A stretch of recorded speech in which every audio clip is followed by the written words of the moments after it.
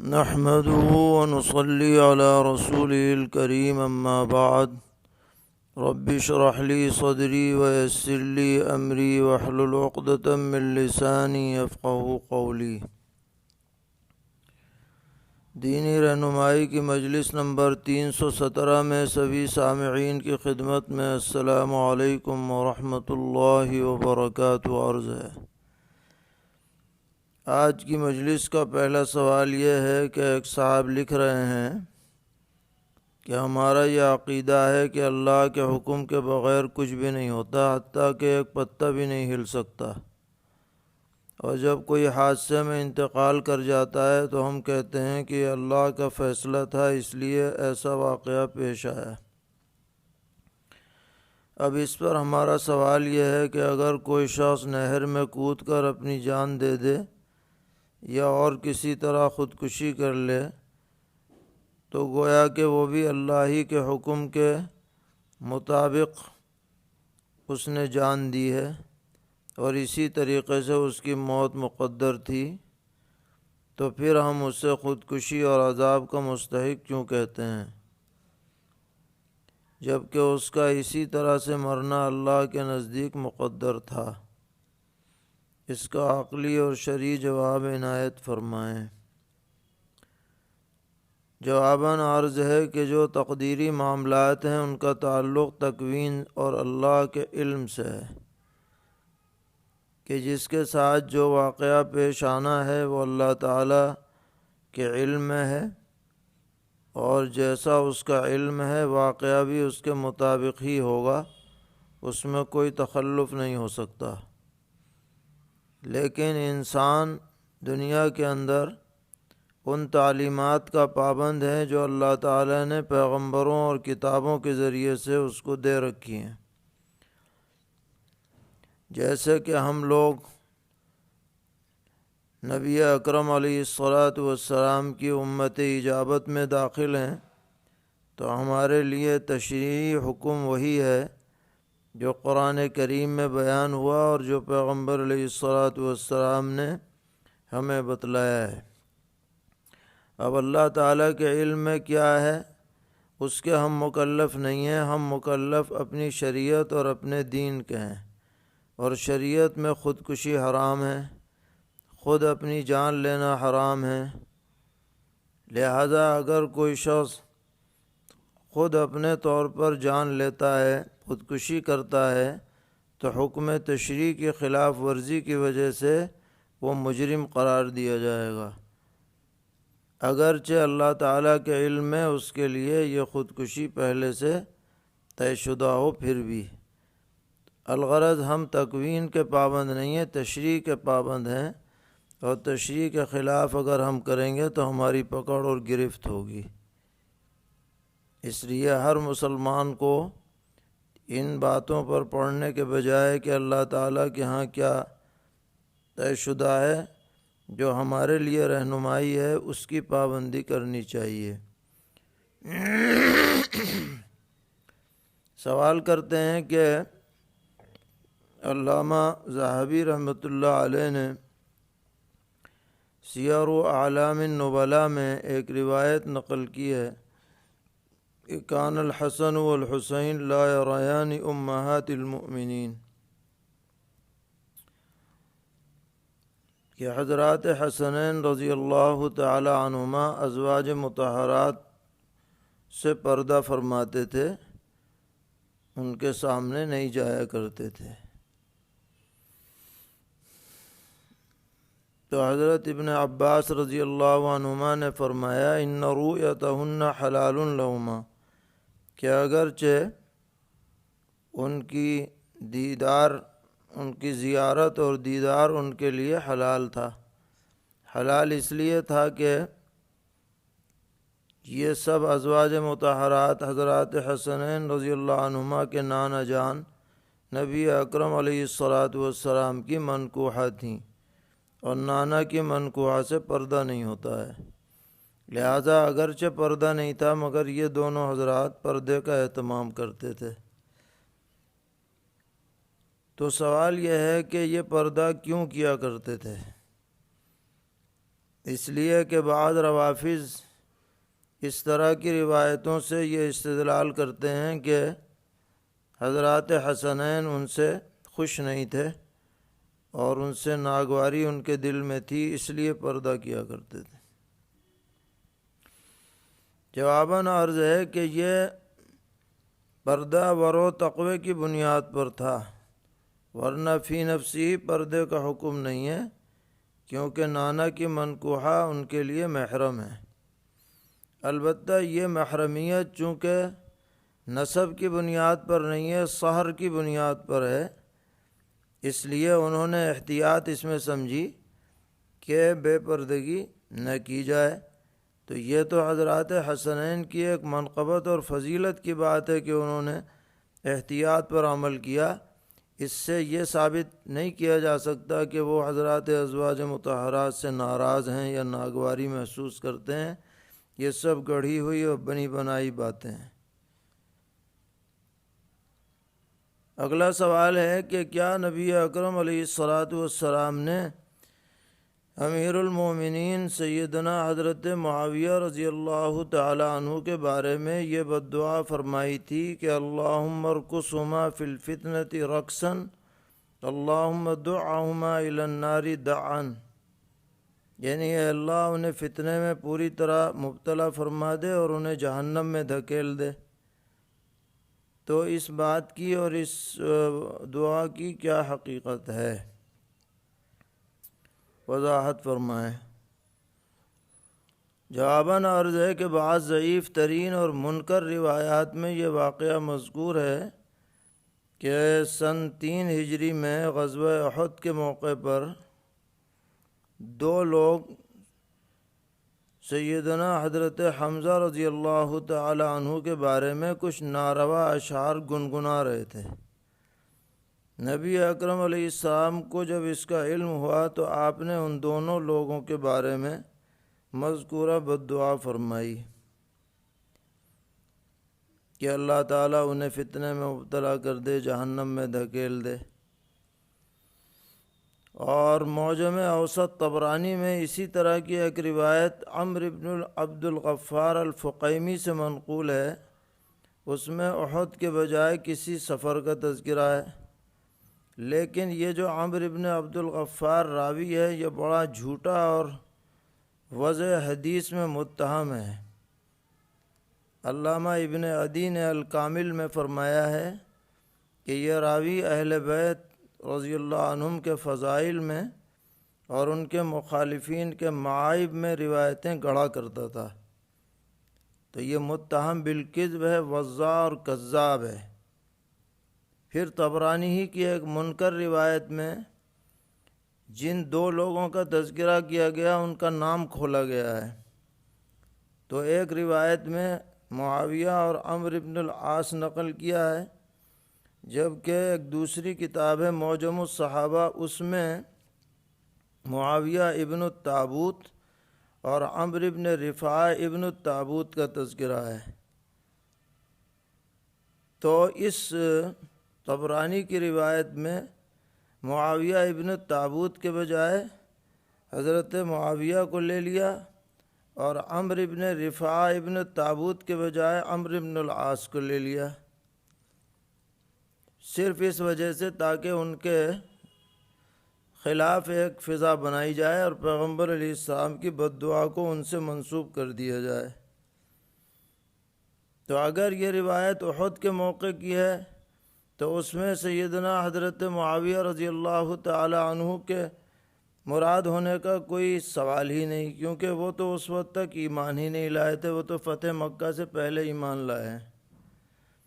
اور اگر سفر کا واقعہ ہے تو جو 2 لوگ ہیں معاویہ ابن التابوت اور عمرو ابن رفاعہ ابن التابوت، اصلاً وہ مراد ہیں۔ شاطر لوگوں نے ان کے بجائے اس کو حضرت معاویہ حضرت عمرو بن العاص کی طرف روایت کا رخ موڑ دیا ہے۔ اس سے یہ پتہ چلا کہ یہ روافض کی تلبیسات ہیں اور نہایت شاطرانہ حرکتیں ہیں جو ان کا طریقہ رہا ہے۔ کسی بھی صحیح العقیدہ مسلمان کو ان کے دھوکے میں نہیں آنا چاہیے۔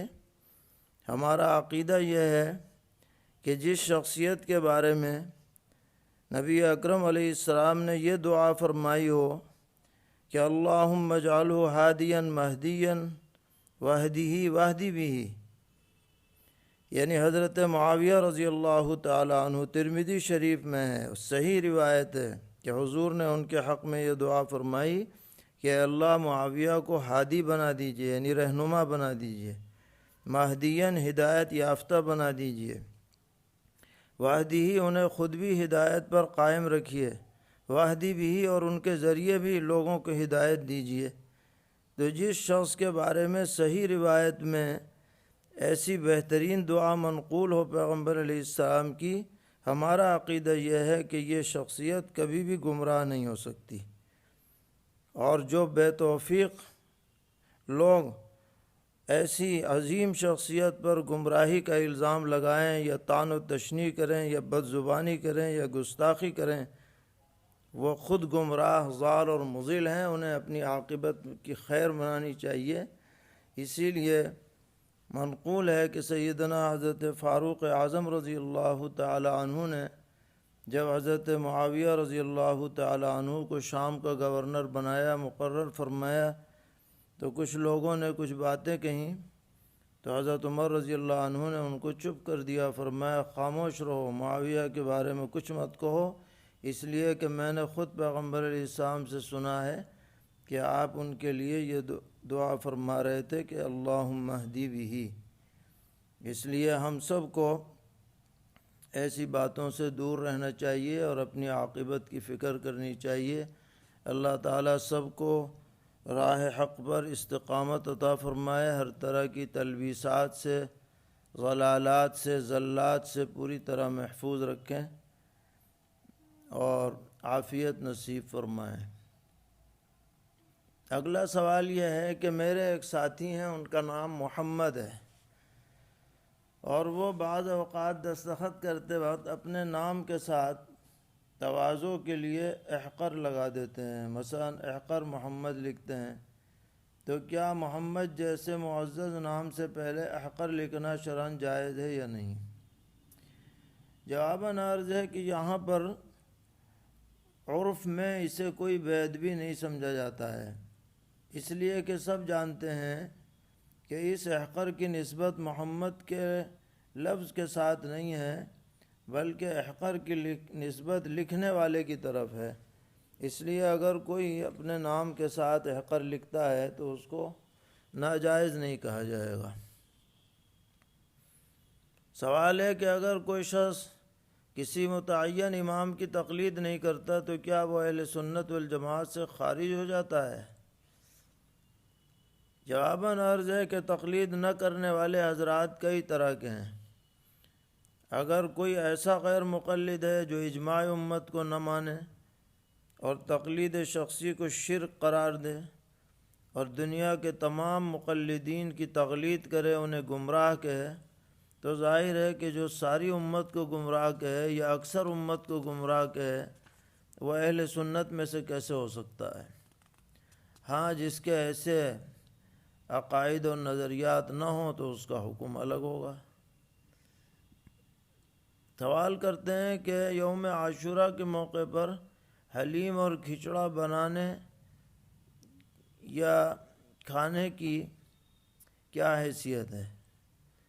جواباً عرض ہے کہ حلیم یا کھچڑا فی نفسی ایک حلال چیز ہے، اس کے اجزاء بھی حلال ہیں، لیکن خاص دن اس کو بنانا اور اس کو عبادت سمجھنا یا تقرب کا ذریعہ سمجھنا یہ غلط ہے، اور آج کل یہ اہل بدعت کا شعار بن چکا ہے، اس لیے اس سے احتراز لازم ہے۔ سوال ہے کہ اگر کوئی شخص امام کے ساتھ سلام پھیرنے سے پہلے شریک ہوا تو کیا اس کے لیے اتحیات پڑھنا ضروری ہے؟ اگر نہیں پڑھی تو اس کی نماز کا کیا حکم ہے؟ جواباً عرض ہے کہ جو شخص قعدہ اخیرہ میں امام کے ساتھ شریک ہو اور سلام سے پہلے وہ جماعت میں شامل ہو جائے تو اسے اتحیات پڑھنے کے بعد ہی اپنی نماز پوری کرنے کے لیے اٹھنا چاہیے۔ اگر وہ چھوڑ دے گا تو وہ نماز تو اس کی صحیح ہو جائے گی، لیکن بہتر نہیں ہے، اسے پوری کر کے ہی شریک آگے نماز پوری کرنی چاہیے۔ سوال ہے، اگر جماعت سے نماز پڑھنے میں مقتدیوں کے اعتبار سے امام صاحب کو سلام پھیرنے میں تاخیر ہو رہی ہو اور مقتدی اپنی دعائے معصورہ پڑھ کر فارغ ہو گئے ہوں، تو کیا کوئی اور دعا بھی امام کے سلام پھیرنے سے پہلے مقتدی حضرات پڑھ سکتے ہیں؟ جواباً عرض ہے کہ جی ہاں، کوئی بھی قرآنی دعا یا حدیث کی دعا اس موقع پر پڑھ سکتے ہیں، جب تک امام سلام نہ پھیرے کوئی حرج کی بات نہیں ہے۔ سوال ہے کہ ایک حاجی صاحب حرم میں تھے، وہ اتنے بیمار ہوئے جس کی وجہ سے ان کے 2 آپریشن ہو گئے۔ انہوں نے وقوف عرفہ کر لیا تھا لیکن طواف زیارت نہیں کر سکے۔ ڈاکٹروں نے آرام کرنے کے لیے کہا اور اتنی کمزوری تھی کہ وہ سواری پر بھی طواف نہیں کر سکتے تھے، یعنی ویل چیئر وغیرہ پر بھی، اور اسی حالت میں وہ واپس اپنے وطن لوٹ چکے ہیں۔ تو اب انہیں کیا کرنا ہے، اور اگر اسی حالت میں ان کا انتقال ہو جائے تو کیا حکم ہوگا؟ کیا کوئی ان کی طرف سے طواف زیارت کر سکتا ہے؟ جواباً عرض ہے کہ طواف زیارت میں کوئی نائب نہیں بن سکتا، بلکہ جس نے حج کیا ہے، احرام باندھا ہے، اسی کو طواف کرنا پڑے گا۔ اب اگر وہ واپس آ گئے ہیں تو انتظار کریں، جب صحت ہو جائے تو جا کر طواف زیارت کر لیں، اور اگر اسی حالت میں طواف زیارت سے پہلے ان کا انتقال ہو جاتا ہے اور یہ ان کا فرض حج ہے، تو انہیں چاہیے کہ وہ وصیت کر کے جائیں کہ ان کی طرف سے ایک بدنہ حدود حرم میں ذبح کیا جائے انتقال کے بعد، اس طرح سے اس کی تکمیل ہو جائے گی۔ سوال ہے کہ اگر کوئی شخص نفلی طواف عذر کے بغیر سواری پر کرے تو اس کا کیا حکم ہے؟ جواباً عرض ہے کہ ایسی صورت میں اس کو ہر چکر پر ایک صدقہ فطر کے بقدر صدقہ لازم ہے۔ سوال ہے کہ میں ریاض سے مکہ معظمہ جا رہا ہوں، ایئرپورٹ پر احرام باندھنا چاہتا ہوں، لیکن عصر کے بعد کا وقت ہے، تو احرام کی نفلیں کیسے پڑھوں؟ جواباً عرض ہے کہ آپ وضو غسل کر کے احرام باندھ لیں، اور نفل اس وقت پڑھنا مکروہ ہے، لہٰذا بغیر نفل کے نیت کر کے تلبیہ پڑھ لیں، آپ کا عمرہ درست ہو جائے گا۔ سوال ہے کہ زید نے ایک لڑکی جس کا نام عائشہ ہے اس سے شادی کی، جس سے 5 بچے بھی ہو گئے، لیکن مسئلہ یہ ہے کہ زید نے بچپن میں عائشہ کی والدہ فاطمہ کا دودھ پی رکھا ہے۔ اس اعتبار سے زید اور عائشہ دونوں رضاعی بہن بھائی ہیں۔ زید کو اس بات کا علم نکاح سے پہلے بھی تھا، لیکن زید کا کہنا یہ ہے کہ میں نے جب فاطمہ کا دودھ پیا تھا تو اس وقت عائشہ کی ایک اور بہن خدیجہ وہ اس وقت دودھ پی رہی تھی۔ عائشہ نے تو دوسرے وقت میں اس سے دودھ پی رکھا ہے، اس لیے نکاح کر لیا گیا۔ اب اصل مسئلہ معلوم ہوا ہے کہ حرمت تو دونوں کے ساتھ ہے، تو اب کیا کیا جائے؟ جواباً عرض ہے کہ مسئلہ جب معلوم ہو گیا فوراً دونوں میں تفریق کر دی جائے، البتہ بچوں کا نسب ثابت رہے گا۔ سوال ہے کہ ایک شخص کا انتقال رمضان کی پہلی سحری والی رات کو تقریباً 11 بجے ہوا اور تدفین رمضان کی پہلی تاریخ میں ظہر کے بعد ہوئی۔ اس کی بیوی عدت میں ہے، تو عدت کتنے دن کی پوری ہوگی؟ تاریخ اور وقت کی تعیین کے ساتھ وضاحت فرمائیں۔ جواباً عرض ہے کہ چونکہ قمری مہینے کی پہلی تاریخ کو وفات ہوئی ہے، اس لیے اس کی عدت جو ہے دنوں کے حساب سے نہیں جڑے گی، بلکہ قمری مہینوں کے اعتبار سے جڑے گی۔ اس اعتبار سے 10 محرم کو ان کی عدت پوری ہوگی، 10 محرم دن گزارنے کے بعد۔ سوال ہے کہ ایک شخص کا آپریشن ہونا ہے جس کو ڈاکٹر صاحب نے داڑھی مونڈنے کے لیے کہا ہے، تو کیا داڑھی کاٹی جا سکتی ہے؟ جواباً عرض ہے کہ اگر داڑھی کا مونڈنا آپریشن کے لیے ناگزیر ہو، یعنی ضروری ہو، اس کے بغیر آپریشن نہ ہو سکتا ہو، تو ضرورتاً اس کی گنجائش ہے۔ جب زخم ٹھیک ہو جائے تو رکھ لی جائے پھر۔ سوال ہے بغیر کسی عذر کے مغرب اور عشاء کے درمیان سونا کیسا ہے؟ جواباً عرض ہے کہ اگر نماز عشاء چھوٹنے کا اندیشہ ہو تو مکروہ ہے، اور اگر اندیشہ نہ ہو تو گنجائش ہے۔ سوال کرتے ہیں میں ایک شخص نے اپنی ذاتی زمین میں مسجد بنائی اور وقف کر دی، تعمیر بھی ہو گئی، اب یہ شخص بات بات پر لوگوں کو طعنہ دیتا ہے کہ مسجد میری ہے، میرے باپ کی ہے، جیسا میں چاہوں گا وہ کروں گا، تو طعن و تشنیع کا اسے حق ہے یا نہیں؟ اور کسی شخص نے ان کو یہ بھی بتایا ہے کہ اس مسجد میں عام نمازیں تو ہو جائیں گی لیکن جمعہ کی نماز نہیں ہوگی، تو اس بارے میں بھی وضاحت فرمائیں۔ جواباً عرض ہے کہ وقف کرنے کے بعد واقف کی ملکیت سے جگہ خارج ہو جاتی ہے، اللہ کی ملکیت میں آ جاتی ہے۔ البتہ واقف کو حسب شرائط وقف تولیت کا حق حاصل رہتا ہے، انتظام کا حق حاصل رہتا ہے، اس لیے طعن و تشنیع کی گنجائش نہیں ہے۔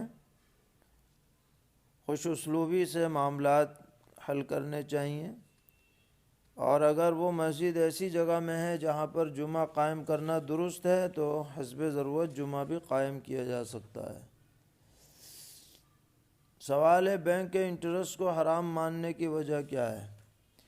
جواباً عرض ہے کہ یہ سود ہے، اس لیے حرام ہے کیونکہ قرض پر اضافے کی بات پیش آتی ہے، اسی کا نام سود ہے۔ سوال ہے قربانی کا جانور خرید لیا تھا لیکن حالات ناسازگار ہونے کی بنا پر ذبح نہیں کر پائے، تو کیا آپ اسے خرید کر فروخت کر کے مسجد کی تعمیر میں لگا سکتے ہیں؟ جواباً عرض ہے کہ ایسی صورت میں اسی جانور کو صدقہ کرنا لازم ہے، اس کو فروخت کر کے مسجد کی تعمیر میں نہیں لگا سکتے، وہ زندہ جانور کسی غریب کو صدقہ کر دیا جائے۔ اللہ تعالی ہم سب کو دین پر استقامت عطا فرمائے، ہر طرح کی شرور سے محفوظ رکھیں۔ وصلی اللہ تعالی علی خیر خلقہ محمد وعلی آلہ واصحابہ وذریاتہ اجمعین۔